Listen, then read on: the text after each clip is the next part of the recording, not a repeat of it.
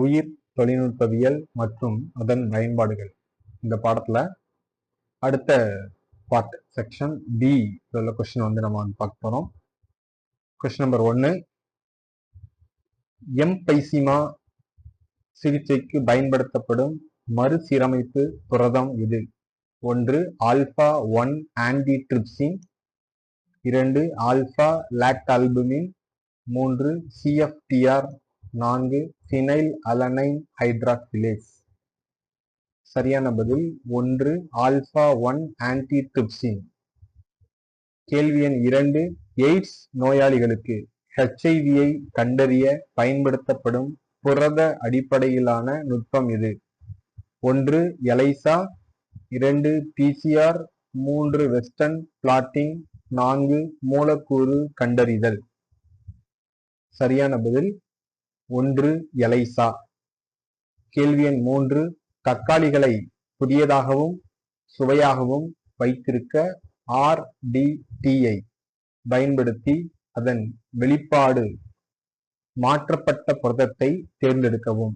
1 poly கேலக்டோரோனைஸ், 2 எரித்ரோபைட்டின், 3 flavour சேவர், 4 பிரேசின். சரியான பதில் 1 poly கேலக்டோரோனைஸ்.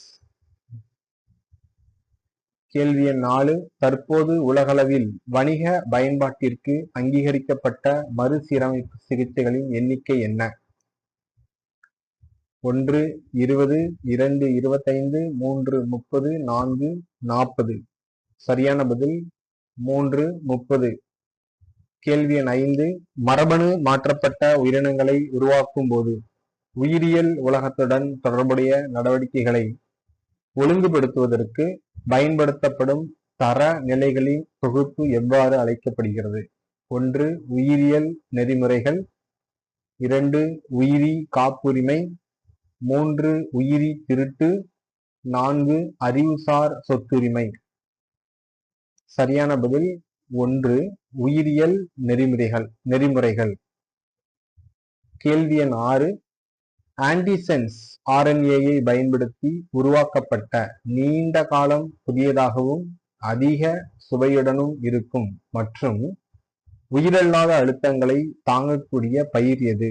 1 flavour சேவர் தக்காளி, 2 புகையிலை செடி, 3 1 மற்றும் 2 இரண்டும், 4 BT பருத்தி.